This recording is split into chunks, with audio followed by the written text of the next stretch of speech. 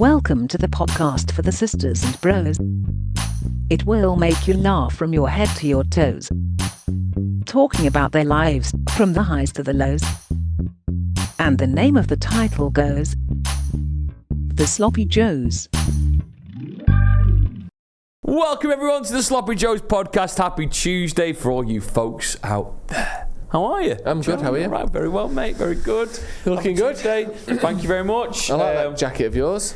I need to get some new jackets in my life though, because this is getting a good run around, isn't it? Yeah, it's a little If it was a car, I maybe have bought it with 0 miles on the clock, and now it's racking 20,000. Oh, that's Do you think? That's pretty early in a car's lifetime, though, isn't it? It's like you with those stripy white pants. Yeah, I don't have them on today. I took the stripes off them. White pants on. Just white. Do you told me you use a dry cleaners the other day, and I use the dry cleaners on these bad boys. So what happens there? What's the situation? You go to the dry cleaners, Yeah. and I had a little tea stain on the front of them. And they when they arrived, they had a little crease down the front. Do you know a little, what's that called? Ethan James, ladies and gentlemen. Oh yes, hello. What's it called? The crease down the front of a pair of trousers. A pleat. A pleat. Well, they won't have creases in Ethan's house because you'd have ironed them out. Well, that's true. But you iron the pleat in. Oh. But the problem is, over time, I'd lost the pleat line. You've lost the pleat? So I was ironing it in, and it was all wonky, and it was all bad. So I was like, get me a repleat these piece. Yeah. And also, please get the tea out of them, or coffee, whatever it was. 20 quid to clean them. So it's for one pair? Yeah, it's a lot, isn't it? That's a lot, actually. And do you hand it over and just go, do what you want? Well, you point out the problem areas. I said, I'd love a new pleat on it. Yeah. Lizzie took them, actually, but I gave her the instructions. Little pleat piece. Get rid of the stains. Obviously, I mean, that goes with the territory, doesn't it? Dry cleaning. Yeah. That, and re-iron them in. Came back, good as new. I've been to dry cleaners once, and that was just to stick a full duvet in there. What? We went, duvet's the correct word, isn't it? Yeah, but I've never heard of anyone dry cleaning a duvet before. Yeah, we brought it camping with us, and it stunk. Of what? Just life, innit? It's you. Just 5 days at a festival. Yeah, but I get you say that, but there's no reason why necessarily it should be covered in more shit than any other time. Well, like face paint. I don't know. It just gets muddy, smells a little bit, and then you live in such a confined space that you might spill a bit of drink on it. Anyway, we went in, shoved it in. Great fun. Watching it go round. No, round, you're thinking round. of. You're not thinking. We're not talking about the same thing. You're thinking of a laundrette. What's the difference? A laundrette is just loads of washing machines in a room. Yeah. A dry cleaners is like a place where people work there, and you hand your clothes over the counter, and they take it off in the back and hose it down with chemicals. What? Yeah, it's not a laundrette. A laundrette's just washing machines. Is there a difference? Yeah, I thought they were all the same. No. A dry cleaners doesn't use water. It uses other chemicals. It's not actually dry though, so I don't know why they say that. But it just doesn't use water. It uses other chemicals and stuff. Does it ever affect your outfit? But some things can't be dry cleaned. Yeah. Mad. But yeah, no, you Makes just went sense to when you say laundrette. dry cleaning. Yeah, the whole thing is washing stuff that you can't really you're not really meant to get wet. I just went to a laundrette then. Yeah. It's pretty good actually. Like a suit, you'd put a suit to dry cleaners. Yeah. Have you sent anything to the dry cleaners? All the laundrettes? A suit? Oh yeah. Which suit? I'd just like in the past, I don't know, like a suit I've wore to a wedding or something that I need to get cleaned up again for like other events and stuff. Do you have a feeling, Joe, that he's lying? What do you mean? Me? He's like, it feels like he's making a story up as he goes along. I can't imagine you at a wedding, but I do believe that he's been to a dry cleaners. I've been to a wedding and a dry cleaners before. These are very probable things. Yeah, whose wedding was it actually? What? Whose wedding was it? It was my stepbrother Edward's. He's never Where was mentioned. these dry cleaners? In Wickham. Oh, he's gone. The thing is, what he's done there, and this is perfect. This is beautiful by Ethan. He's gone for a place that we've never heard him mention that he's from. He's ever been to. I'm from Wickham. I live in Wickham. I thought you live in Gateshead. Well, Wickham is in. Oh, not Wickham as in the one near London. Not like Wickham Wanderers. Is in Wickham. WHICK. Okay, so it is a place that he's you're from Wickham. Yeah. And that's in Gateshead. That's in postcode's Newcastle, but it's on the Gateshead side, yeah. Brilliant. Right, so there you go. Should we get into Breaking Joe's? Get to it. How have we all been then? All good? I'm good. What are you up to this week? Well, I don't know why you want to bring what I'm up to this weekend up, but I'm off to Wales with the Stephen Tries podcast lot. They get together once a year. Yeah. And it's this weekend. I'm looking forward to it. You went last year, didn't you? Yeah. I remember you came back and you talked to us about how people, you had a big sort of, you turned up and you turned up with the Baileys and everyone loved it. Yeah. You said, because you came back and you said, I'm big into Baileys. Falling asleep last night, I remembered Baileys. Yeah. Because that was I've already bought a bottle for the weekend. That was everyone just went wild when you turned up with the Baileys, you said. You also told us a story about the time where everyone sort of, in the hot tub, everyone grabbed you and pulled your shorts off and it was all silly and all that. Nude. Yeah, and you couldn't really help, but everyone grabbed your shorts off. It was 8 men. I've had a voice note from a friend of yours. Oh, great. Stephen Tries, I don't know if you know him. I've heard of him. He sent me a voice note telling me that he was watching that episode. And he's got a couple of bones to pick with you in your stories, actually. Right, okay. So let's have a listen to it. Ethan, if you tell me if the levels are good on this, but this was from Stephen Tries. When was you watching this? Last week. I don't know why he was watching an episode that was like 100 episodes ago. Not sure. Some people love the archives. Here we go. Hi Joe, hope you're well. I was just listening to the Sloppy Joes, episode 122. I think it's called Naked Joe Obliterates Hot Tub. First of all, great naming of this episode. Who named that? Naked Joe Obliterates Hot Tub. Naked Joe Obliterates Hot Tub. Great work. A stunning name. Right, carry on. Title. And I just found it weird the way Joe's description of what happened in the lakes would be different to anyone else's. Firstly, there was, he spoke about bringing Baileys as sort of the equivalent to Jesus turning water into wine. We know what Baileys is. He didn't amaze us with it. We've all had a Christmas with our nan before. There was a few sympathy sips and went, oh, thanks, Joe, that's nice. And then the whole Joe getting naked. I believe it was Tom Cooney who pulled at his shorts. Something I do to my good friend Ryan, but when I'm sober. And then I believe a few seconds later, Joe had his shorts down and was then causing havoc in there. And it could be the reason for the stench the next day. What he failed to point out was how he chased young Dave around the house naked. Young Dave's a year younger than me. Dave, who has since gone on to do great characters such as the Easter Bunny. Dealing with that sort of trauma, you're never going to be funny, are you? Anyway, I just hope the side of the story that comes from 7 shaken individuals can be heard. Thanks. It was well, first of all, everyone loves Baileys. But did anyone else bring it? No. I brought it. I'm the Baileys boy. He was saying that everyone didn't love Baileys. No, he doesn't. I love it. I'm going to bring it again. Yeah. If anything, 2 bottles this time. Okay. Although I did come home with half. So what about this accusation then that you basically made out like they sort of pinned you down, took your shorts off, and it was like pinned me down? No. Some sort of high school kind of hazing situation. Well, here's the thing: they did pull my shorts down, right? But as a defence mechanism, I took them off. Right, therefore, none of them really wanted to come anywhere near me. Okay. Because my todger was out, and I also used the swimming shorts as a sort of weapon. To sort of go, right, who wants it? Yeah. Dave wanted it. Young Dave. Dave's 26, 27. Yeah. Chased him, yes I did. But I also had my gown on. Yeah, I don't think you did have the gown. No, I wouldn't have ran around nude like that. I've not got the confidence for it. Really? I would have put a dressing gown on. Would have put a dress gown on and then run after him. So what? But, maybe I was lying a little bit.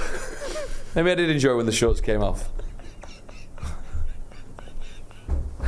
I'm just glad Stephen listened to that and let us know the real truth about what happened there. Yeah. Even if it was, I was going to bring tequila rosé actually. No, because everyone loves that. Yeah, they do. I don't think I'll get my shorts off again in the hot tub. I'm going to tie them really strongly on. Really? Yeah. Maybe sew them on. Maybe. Through the skin almost. Maybe. Oof. Or just go naked straight away. No, that's not what you want. So where are you going? Who's going? Wales. It's miles away from anything or anyone really. So you can really just run amok, can't you? We got sent a brochure of our stay. And do you know when someone takes their Airbnb very seriously? Tell me about it. I had that one the other week where I had to pay for fucking bedding. Unbelievable. The Airbnb brochure's great, right? Lovely. They go above and beyond. There's like a little jacuzzi, there's a games room, great. Then it says, when you scroll right down to the end, don't mind this fella, he just comes out at night to make sure everything's all right. Now, it wasn't a joke. Is it a picture of your penis at the bottom? No. It was... Let me stun you.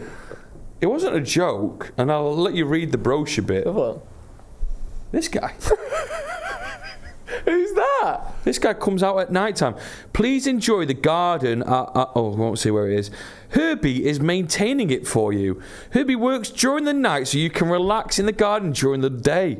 Please don't try and touch or move Herbie. He's very sensitive and will shut down for safety reasons. When this happens, he'll need to be reset, which cannot be done remotely, so it results in a call-out fee. So if we go to bed at night, I mean, what time does this Herbie come out at? What? What's he doing? Maybe cuts the grass or something. Surely they can not cut the grass for a week. I don't know, but there's a robot in charge of the garden at night. I think that's probably just to make sure that you're not doing anything mental. Yeah. To make sure you're not shagging, like, I don't know, each other in the hot tub. And Dave might teabag it, he said, in the group.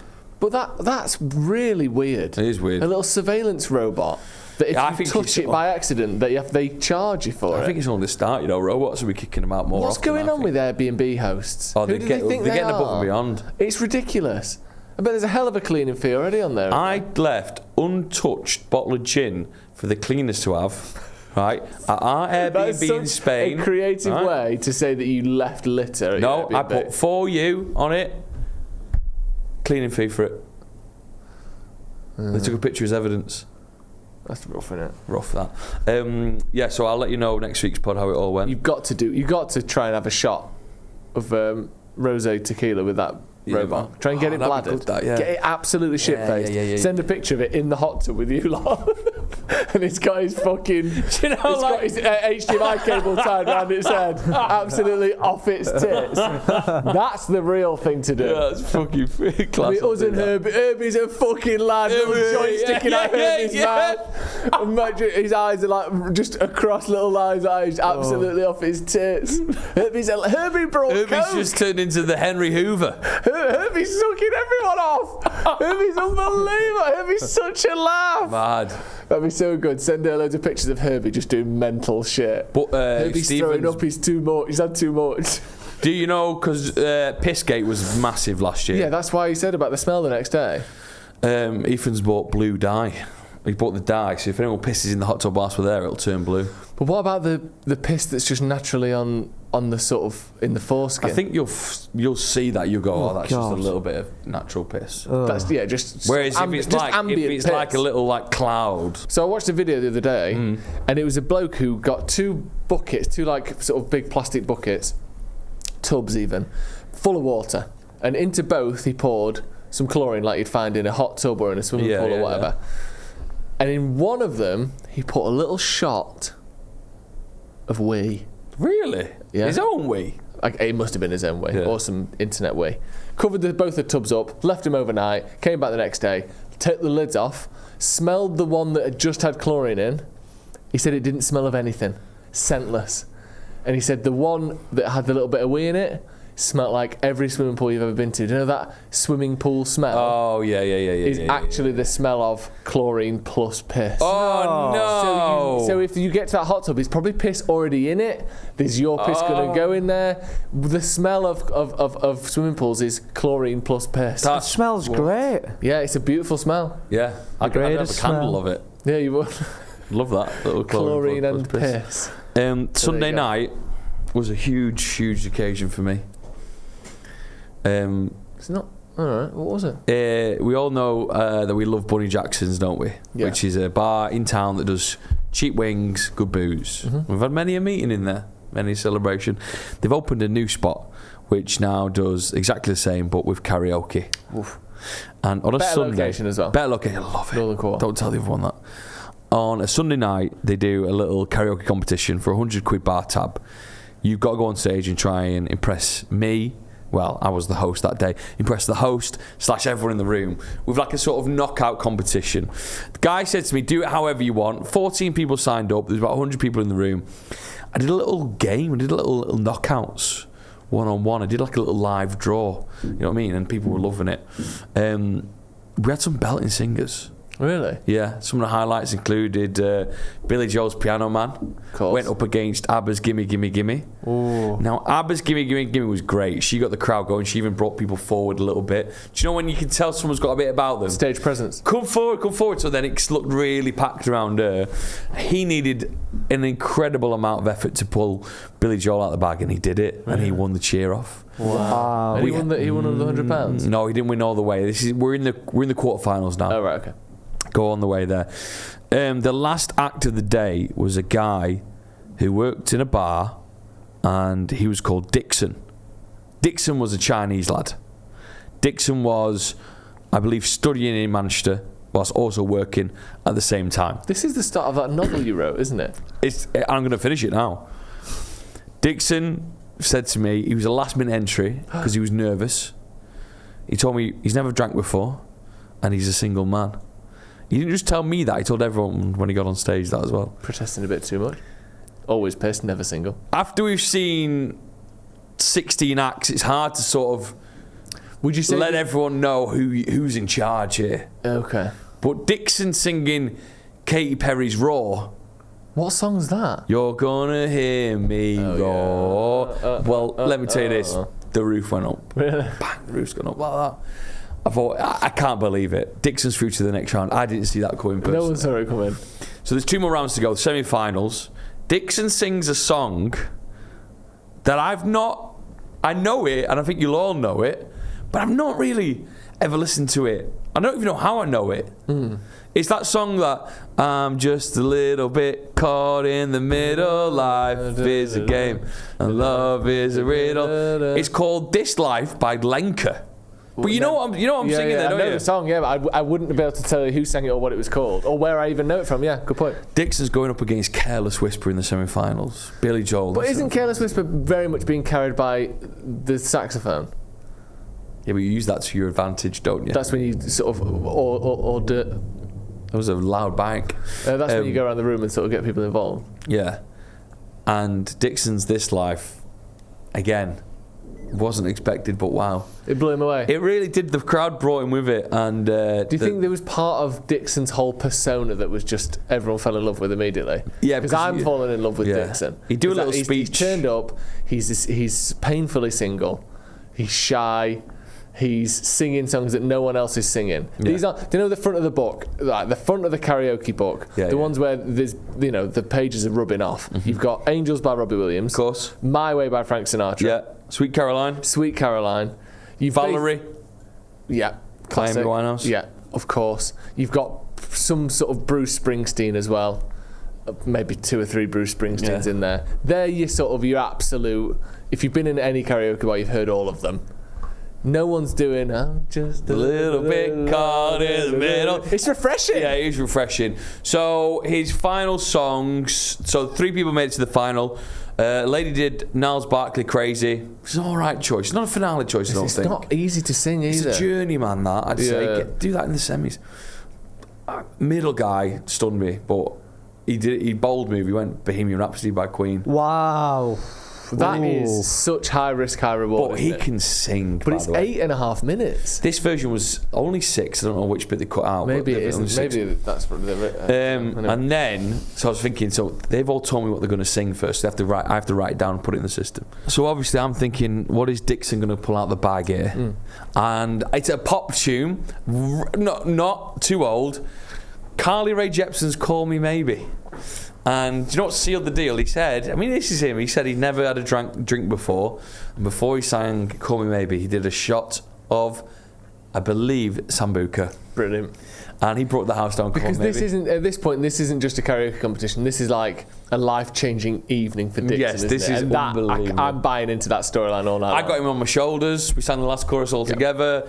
He won without a shadow of a doubt. Dixon is the boy. Incredible. 100 quid. Do you know what we did with the 100 quid behind the bar? Charity. Left straight away. Do you know where we went to?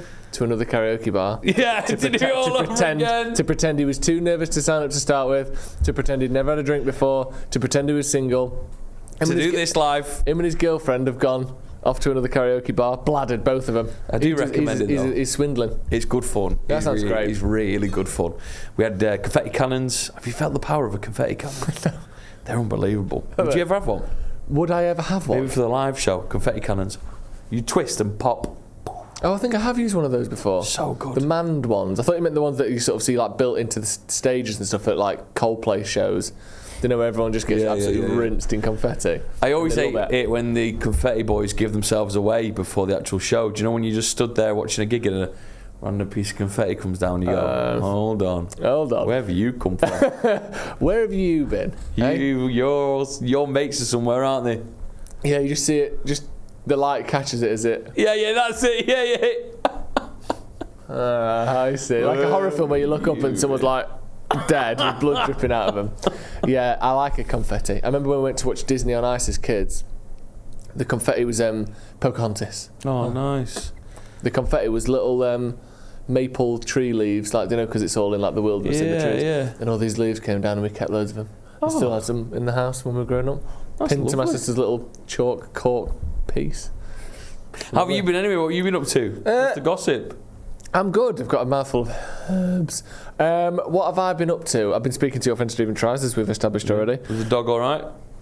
The dog's doing really well, actually. She's come on a notch. All of her teeth are falling out. Nice. And now she's got her new boys in. She's gumless. Oh, how quick did the new boys rock up? Like that. Really? Teeth drops out. About 10 days later, she's got the new piece. Mad. She's doing really well. It was Halloween. Yeah, did you get many trick-or-treaters? No. I told you already, didn't I, think, about that? Yeah, we got loads. Lizzie bought the celebration. I bought some celebrations, but it was too late, so we just ate them all. Bonfire night, did you go anything? Well, she's been panicking a bit. Because wasn't it Lizzie's best day of the year? Yeah, but it can't be anymore, because the dog don't like fireworks, does it? Because dogs don't like fireworks. Yeah, but I know a trick for this. Just do loads of banging throughout the year, so they're just used to it. Oh, God. A bit weird. Well, that's what they say, isn't it? We do play firework noises on Alexa. Have you ever done that trick? No, so Buck's all right. He grew up in Bosnia, didn't he? What's that mean? Like, he's got bigger fish to fry? Probably, yeah. There was a war there. When he was there? Give or take 15 years. Yeah, but it's sort of... Yeah, but it's built into your ancestry, It goes through the generations, do you know what I mean? Like, it's part of his, so if anything, he's not scared of. When the fireworks are going off, all Buck is just a single wistful tear goes down his face. And you just hear... You can see he's thinking of the Serbian national anthem. Not the Serbian national anthem. Christ, that's no problem. The Bosnian national anthem. What a moment that is. And just a single paw just raises up across his heart as he hears the fireworks coming in. So we were looking after her, but she's usually a really good sleeper. Cage 10:30, wake 7:30. Nice. She was barking all night on bonfire night. Oh, that is sad. That because you just don't know how to explain it, do you? What can you do? What can you say? Loud noise, bang. But also, dogs love loud noises. What? Like barking and that. We had Lord of the Rings on to try and distract her. She was barking at Gandalf's horse. Shadowfax. It's not right, is it? Surely, why she... I don't know if he's called Shadowfax. No, I don't mean that she is. It definitely is called Shadowfax. But I don't know why she was barking at a horse on the telly. Because that's spooky. TVs are spooky. I know, but it's embarrassing, isn't it? I feel like we've got... Is our dog a dud, maybe? If she's getting tricked by a telly. Are we going to send her back? I've never said that. No. What do you think about people who have tortoises and lizards as pets? I don't get it. I don't obviously I love the animal, but they do fuck all. Yeah, they do. They really do. Daryl and Lennon are looking after a tortoise. It's a lovely tortoise. It's like 10 years old. It'll outlive you. Yeah, which is if that's what you want from a pet. And they got excited when it left its little hut. It's embarrassingly low standards. It went straight back in. It's basically an animal that you hold to the same standard as like a candle. Like, it sort of sits doing fuck all forever, for 80 years. Smells like vanilla. It smells like vanilla. And if it actually does any more than that, you go, oh my God, it's incredible. It's literally walked from here to the middle of the living room and then stopped for a year. And that is ridiculous. And also, here's the other thing with tortoises that everyone does all the time. People bin them after hibernation. We've done that. I told you about that. Well, my mum did that. I think I've said this before. God! They thought the tortoise was dead. They put him in the bin, and they realised he was actually hibernating. He got took away. Awful. And then you went to the recycling centre about 6 months later. The tortoise had a little high-vis vest on. He was working there, wasn't he?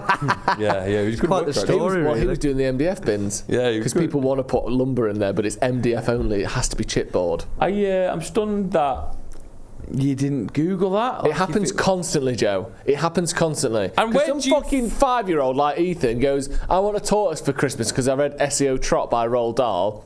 No one knows how to look after him, and they just go, if we want it to wake up from hibernation now, and it hasn't, so it's probably dead. Let's just put it in the bin right now. Can I ask, where do the people in charge want you to put dead tortoises?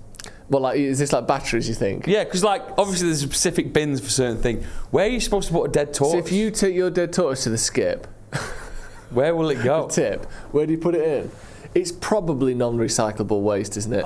Or, you know what would be good, especially for these ones that are only half dead?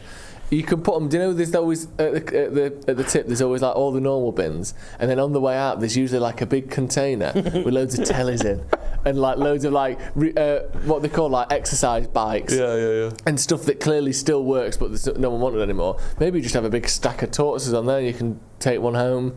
You know.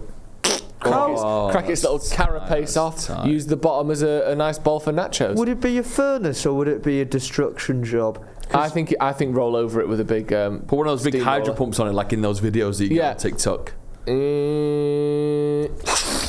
Is that what they do? Because the shell's really difficult to break through. So what actually gets the tortoise in the end? Is it the furnace? Is there a furnace? No, if you leave them in, because if obviously turtles are used to being in water, but tortoises, I don't know if you know this, Joe. If you put a tortoise in a big bucket of water with some bicarb soda in, it absorbs all the water, and you get this big, horrible, jellied, like sickening kind of wobbly tortoise. Is this the same guy who put piss in chlorine? It's the same guy. And then so you got this big sort of swollen, horrible jelly tortoise, and you can just cut slices of it. You can toast them or just put a little bit of cranberry sauce on them. Key lime pie. Like a little key lime pie. How good are mushrooms on toast, by the way? They are good, aren't they? We never have mushrooms because it makes Lizzie fart. You've been to the dentist, Ethan? That wasn't the objective, though. You went to the dentist by accident, did you? Who goes to the dentist? It's hard to get an appointment these days. How did you just end up there? Well, that's exactly it. Nobody saw it coming. Hopefully they did. Don't you need to be booked in? So, no. So what happened, Joe, was... this is just a week or so ago, and my friend Tom came down from Wolverhampton. He's come to the live show a few times, Joe. You know who he is. Good luck, Tom.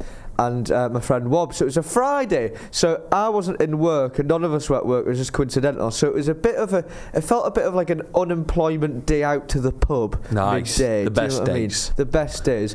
And along came Tom's friend Harry, who's now got an acting role in Coronation Street. Brilliant. So he told us that he'd be fuming. Dom would be fuming. He'd be jealous. He's not good enough, is he, Dom? No, he is. Don't say that. Wherever he is. I can hear you. Sorry. And we were having a little bit of a chat, a little bit of a pint, throw of a dart, just enjoying our company. We initially got told the whole cast of Corrie would be there, but that might have been Tom just twisted things a little bit. So after a few... You did text us in the group going, I'm about to meet the whole cast of Corrie. So yeah, he did text that. What Harry said was, apparently they were going to come, but it was a late shoot because they were doing some kind of night scene or something. So it meant as though that people weren't available because they're not going to have a few beers. I don't believe that out of everywhere they'd go, especially because they film in Media City, they'd go to where you were. Where was he? In Wivington. Was it? Why would you go they there? all come there? When you said it, I assumed you were like near Media City or London or something. They're a half-an-hour drive away. To a completely nondescript, kind of not known for actors pub. Well, they might have been told off having a few, I don't know. Anyway, so we're having a few beers, and the big finale at the end of the night is Foodie Friday. Yeah, we all know what that is. Well, we all have food in Stockport. Saw Joe there. We'll get to that. So we left the pub, and I wasn't really planning to drink because it was early in the day, and I was just thinking it's a bit alcoholic behaviour at lunchtime or whatever. So I ended up having 2 pints. And that was enough for now. Nice. And as we're walking to go meet the other group in Didsbury Way, a woman comes out of a dentist, and she says, she's dressed up in Halloween gear, and she goes, "Hello boys, out on the piss are we?" I went, "Yes we are." And she went, well, you wouldn't fancy a Prosecco, would you? And I went, oh yes, free. She went, free Prosecco. So she went, come into my dentist. Nah, right, all right, why not? We might as well. So we pop into the dentist. What the fuck is going on here? And all the dentist staff are dressed up in their Halloween outfits, and they're talking to us about the latest deals they have on. We get a voucher, we get a Prosecco each, and we're just talking about the dentist in general. No way! This has never happened this was like before. a sort of welcome evening, but during the day at a dentist. Yeah, we were the only people in there. Surely they don't want you to... I mean, Prosecco can't be good for the teeth. Fizzy. Oof, those bubbles are running riot. So we have our Prosecco, we're chatting away about the dentist, and then obviously, you know this is a marketing thing. So you kind of have to give them a little back of, oh, well, you know, I don't have a dentist around here, and I could really do with some checking. I've not got them done in like a year or two. And Was that a lie, all that stuff? Well, no, it's true, but... So I love that. You kind of have to give them a little bit back by letting them do something for you that actually is a really massive favour and helps you out in a big way. So what you've not given them anything back. But no, they were looking for, like, obviously this must have been a big thing to get customers, and the longer I can stick around making it seem like a possible deals on the card, like I did... Would you like another Prosecco, sir? 2 Proseccos! 2 Proseccos. 2 free Proseccos in a dentist. Yeah. Are you sure it wasn't a nightclub with some weird lights, like very laid back chairs? Yeah, one of these sort of like new sort of experience bars where you think you're at a dentist, but then there's like great cocktails. But the only filling you're getting is, you know, cheese and ham. Oof. They call it the dentist chair, and they pour booze down you, don't they? Was it that? As I did. It wasn't that. So anyway, we knew what we're doing. Keep the talk going. More booze available. They bring out the quality streets. Yeah. Fuck off! Who is this dentist? And also, no offence, but don't act like you're doing some sort of like, oh, we know what we're doing. You've ended up spending your whole night in a fucking dentist. No. You've ruined your night for the sake of a couple of free Proseccos. Loads of little fucking harp kind of toothpicks next to you. Well, we played the system. We did a whole night in a dentist.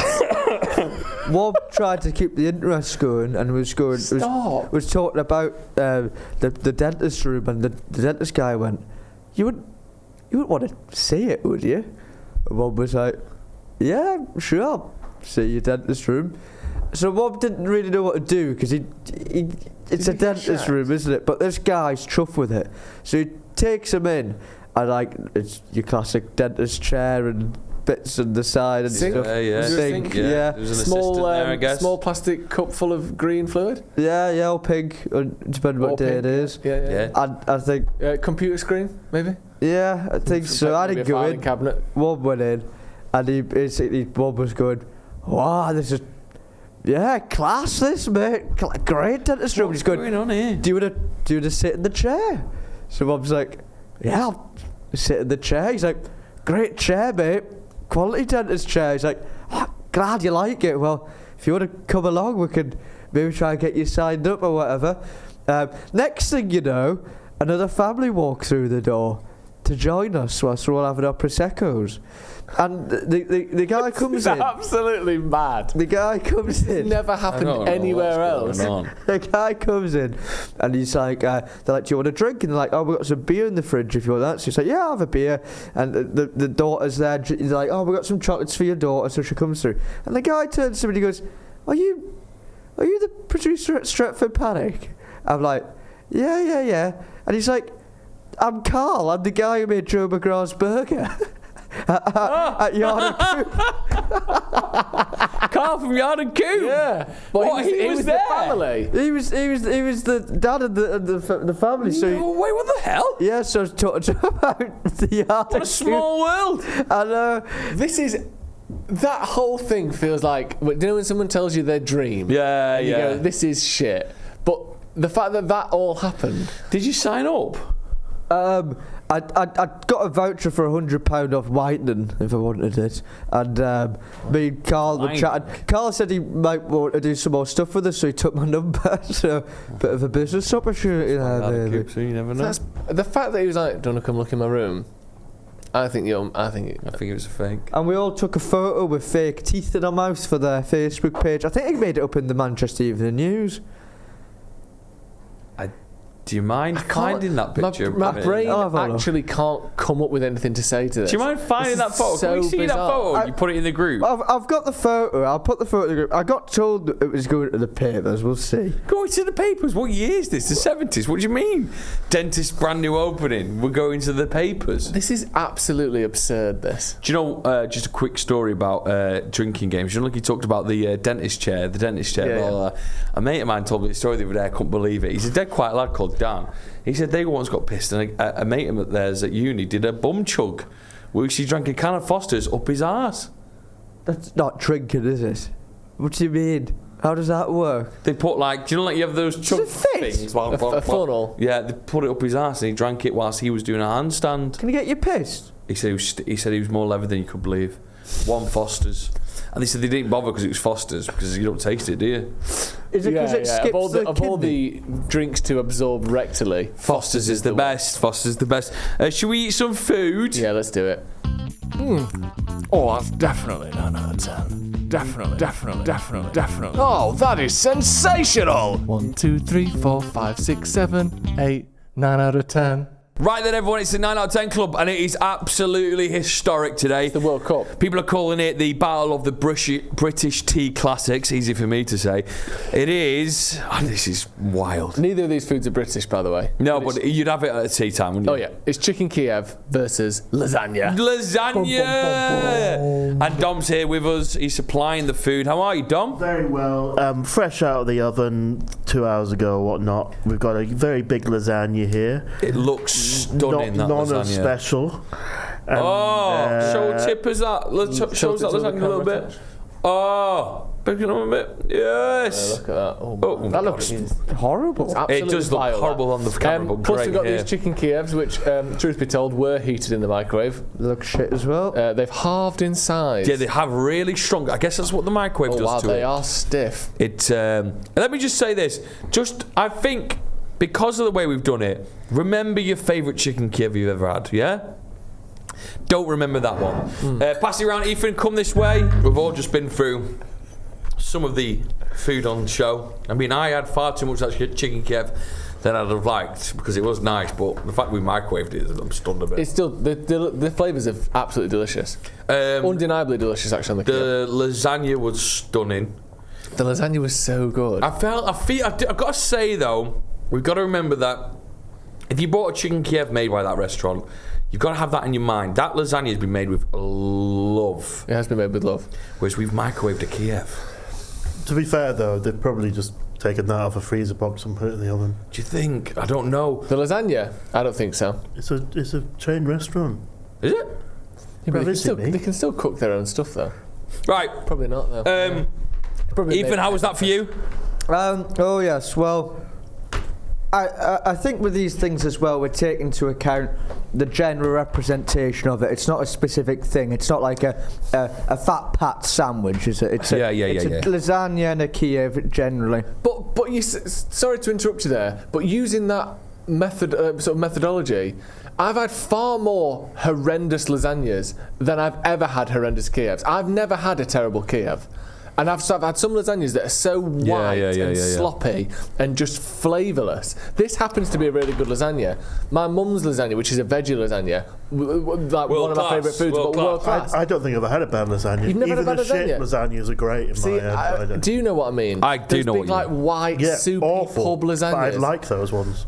But I think a Kiev is better than those ones. But that Kiev is not better than that one. It's a tricky one. Right, I've written down what I thought here, and it's locked in, secured. I'm going to reveal the Patreon vote. Yeah.